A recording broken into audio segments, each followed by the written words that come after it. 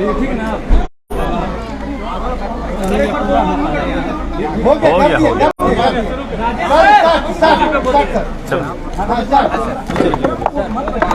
Sir विजय रथ बोले कोई एकदम ये रिकॉर्ड टूट गया। विजय रथ था, आपने रामगढ़ में उसे रोक दिया है। किस तरीके से आप देख रहे हैं? मैं पहले आपके माध्यम से मैं रामगढ़ की जनता का जो वर्तमान में मिला हुआ परिणाम जो सामने आया, जो रुझान आया, उसके लिए आभार व्यक्त करता हूं, धन्यवाद देता हूं। और ये जनादेश जो ऊपर के आया है, जो जनादेश दिख रहा है, ये प्रत्यक्ष रूप से इस सरकार को, सरकार के निर्णयों को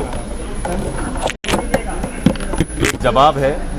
जैसा पहले भी हम लोग कह रहे थे, इस कुशासन के खिलाफ में, जनता के साथ किए गए छल के खिलाफ में, ये जनता का एक बड़ा जवाब रामगढ़ की जनता के माध्यम से आया है।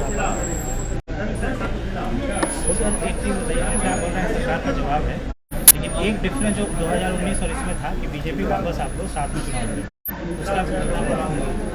लड़ी। निश्चित रूप से ये चुनाव संयुक्त रूप से लड़ा गया है, लेकिन परिस्थितियां जो यहाँ पर थी, हम लोग राज्य के अंदर, वो कहीं ना कहीं वोट के माध्यम से सरकार को दर्शन हुआ है। ये समय आ गया है। मैंने कहा था कि 2023 का ये चुनाव 24 के आने वाले आम चुनाव से लेकर जो मूल चुनाव होने हैं, जो उसको इंकित करेगा। यही सारा उस ओर है।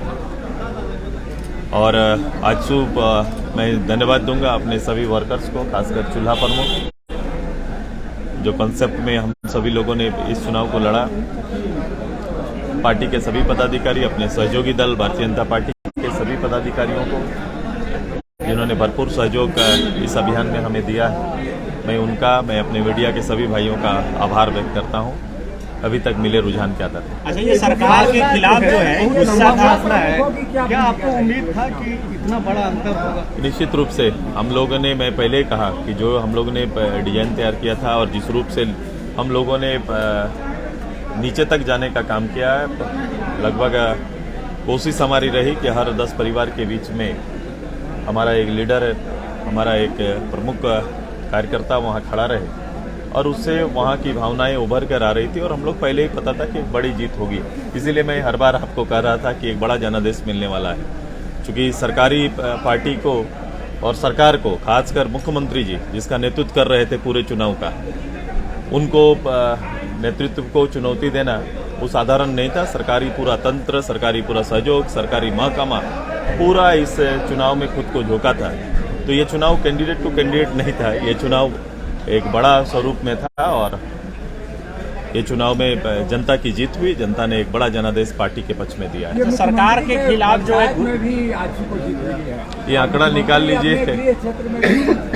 मैंने अपने अभियान का शुरुआत किया था उन्हीं के पंचायत से, और वो हमारा कार्यक्षेत्र रहा है, और कार्यक्षेत्र पर हमारे जनता पर भरोसा था, और वहाँ का आंकड़ा आप देख लीजिएगा।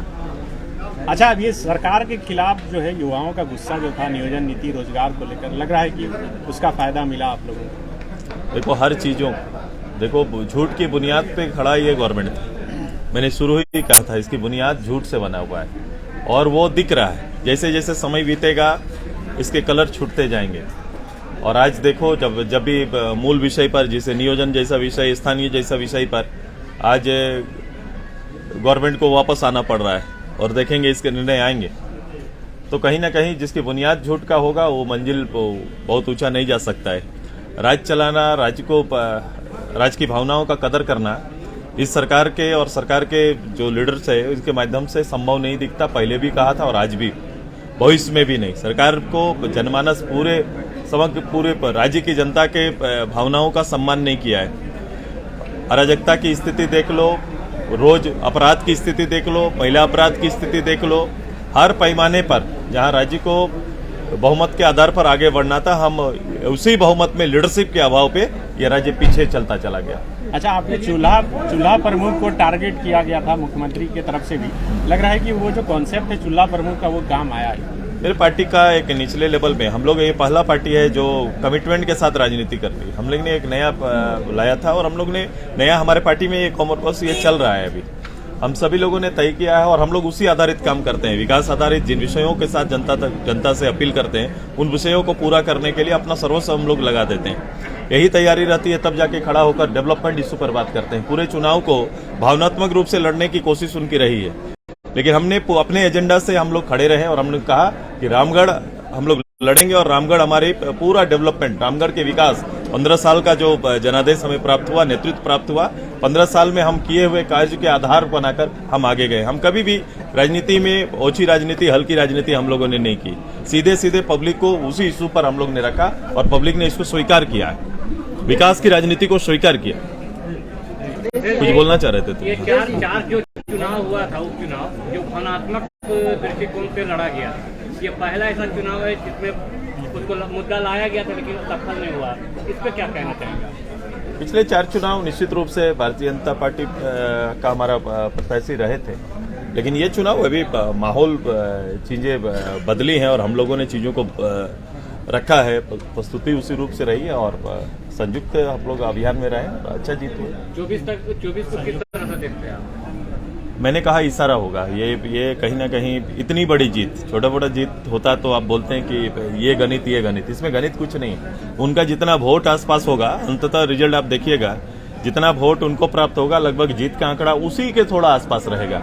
हम लोग ने अपना टारगेट खुद तय किया था, पार्टी ने तय किया था कि अब की बार 1.5 लाख पार। हम लोग ने अपना, हमारे जिला प्रमुख के साथ हम लोग सामूहिक शपथ लिए थे कि इस बार का पार्टी का टारगेट होगा कि हम लोग 1.5 लाख आंकड़ा को छुएंगे और लगभग आप अभी देखेंगे जब आएगा परिणाम पूर्ण तो हम उसी आसपास में रहेंगे। अच्छा, हम आप इसको अलग अलग करके ना देखिए। हम जब 7 लड़े हैं, 7 आगे बढ़े हैं, तो निश्चित रूप से हमारा सहयोगी, मैंने एक कार्यकर्ता का भी आभार व्यक्त करते हैं। अच्छा, 5 में ये एक ही उपचुनाव आप लोग जीते, वो आज से जीती, तो 24 में आपकी दावेदारी लग रहा है कि मजबूत होगी। देखो, इसमें कहानी किस्सा बनाना उचित नहीं होगा, लेकिन अभी वर्तमान रामगढ़ की जनता को सलाम। और रामगढ़ ने इतिहास रचा है और राज्य के भविष्य की राजनीति को एक नई दिशा देने का काम किया है।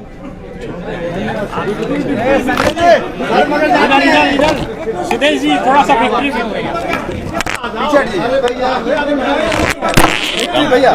अब रामगढ़ के लिए कुछ रखो। चलो, सब जा रहे हैं रामगढ़।